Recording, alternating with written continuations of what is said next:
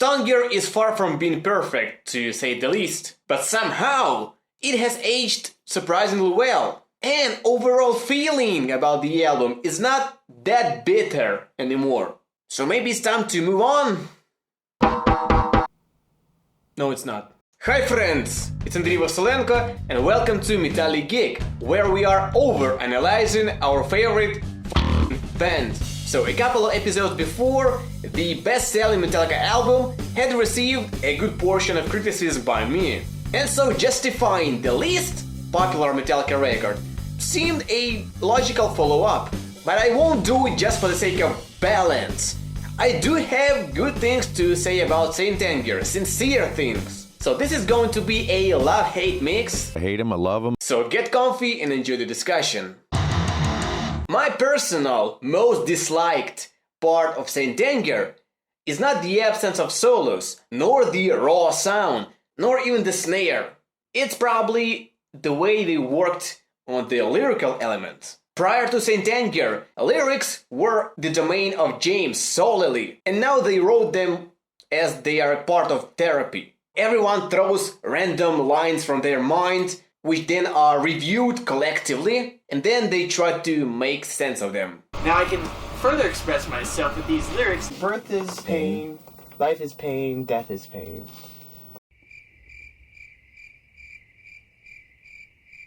Not that it's a bad songwriting method, it did bring some cool stuff. My lifestyle determines my death style, a rising tide that pushes to the other side. Plus, it may have helped Metallica to feel closer, to feel like a band in the time of crisis. But they sacrificed that purity of James's thought shaping that he put into his lyrics. Before, the lyrics felt like a story by a man. And now, on Saint Anger, they sound rather artificial. Like those manic messages made of newspapers pieces. Although, that was the first time we actually saw Metallica working on the lyrics. We had never seen that before, how they did it on Load Reload Black Album, Master of Puppets. And so if they did not reveal it on Some Kind of Monster, the lyrics might have not felt that artificial to me. Which leads to what we should appreciate Saint Anger for.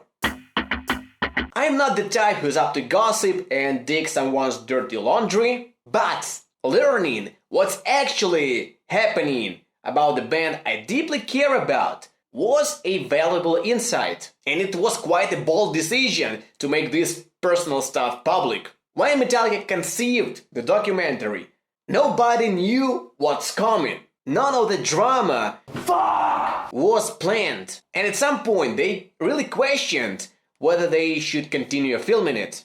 Nevertheless, and thankfully, they decided to keep going, maybe to assure themselves there is a future for Metallica. So, the dirty laundry, in a way, saved the band. Alright, let's finally talk about the music. So here's a question for you. At which point of their career Metallica would have had an opportunity or an excuse to try a freaking drop A flat? Most of the album was in drop C, which is not that unusual, but still was quite a turn for Lars & Company.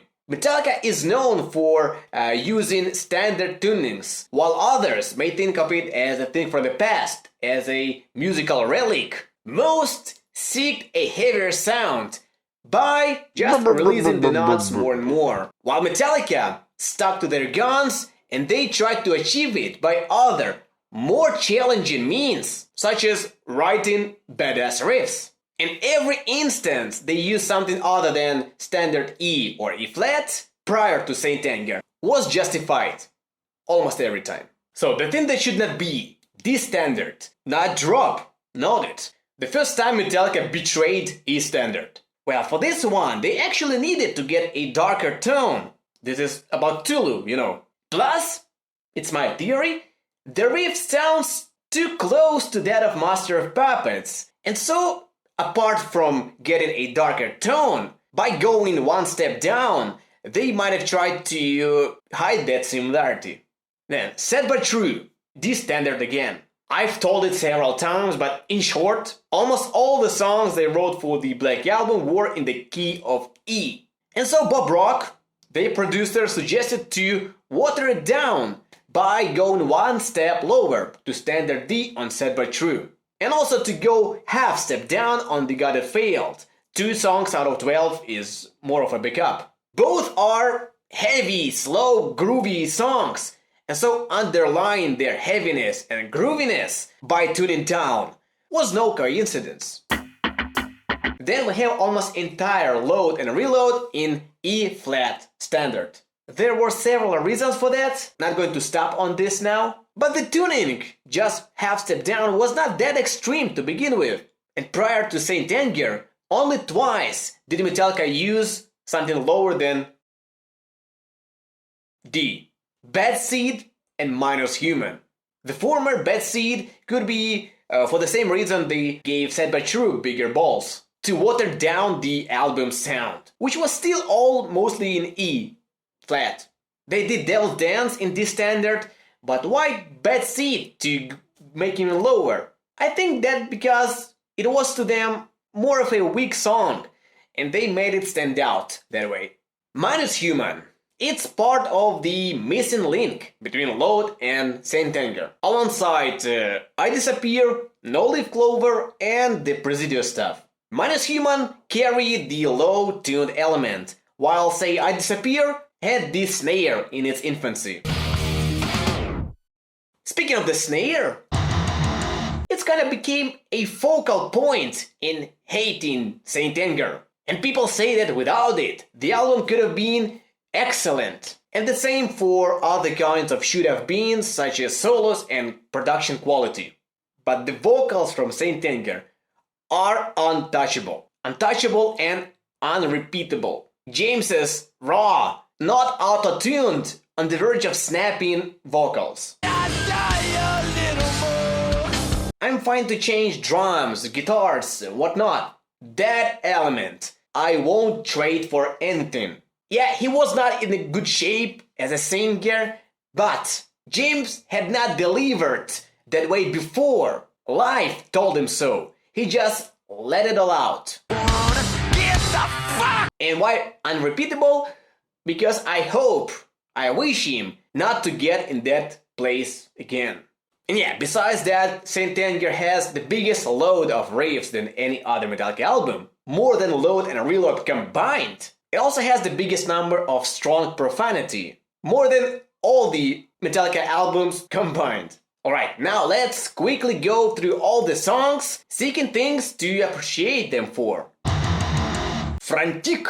Well, should I defend this one? Because it's among the least hated songs on the album. It sounds amazing live, and Kirk even tries to solo in it. And as I said in Metallica album intros episode, Frantic, the album's opener, gives a good idea what Saint Anger is going to be about. The main riff, da-da-da-da-da-da-da-da, it's catchy, it's heavy, but at the same time, it's somewhat dumb.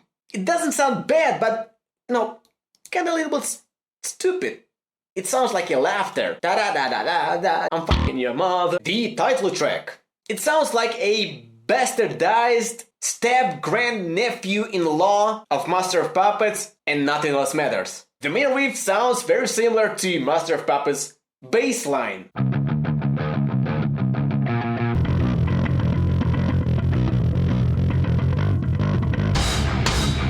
And the verse-chorus structure, where James repeats the same lines over and over again, it came from Matters. And yeah, the video really kicks ass, even though I don't like most of Metallica's videos. Some kind of monster. It does feel like a monster song. At least it lives up to its name. It's too repetitive, too long, and the main riff sounds too primitive. But it works. The main riff's 2 versions, the slow one and the thrashy one, it gives the song some sort of a equilibrium, like the 2 modes of the monster. And it has the only Kirk solo on the album. Sort of. Just one bend. Dirty Window. Badass riff in yet another tuning. You guys often mentioned it among your favorites when I ask you on Instagram.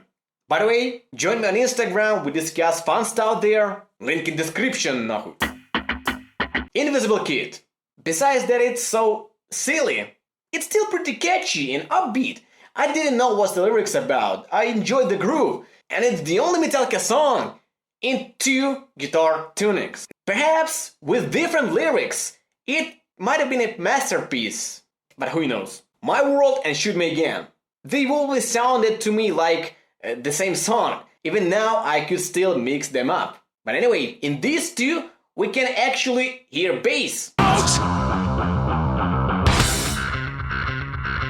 Sweet Amber.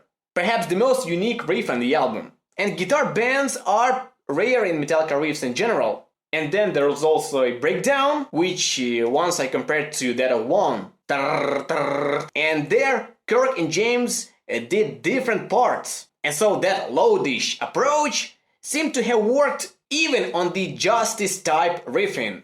And I wish Metallica give this approach another try on the next record. The Unnamed Feeling. It may seem impossible, but such a brutal album has got a ballad of sorts, with a soft chorus to boot. So we may view The Unnamed Feeling as sort of a brutalized rendition of The Unforgiven.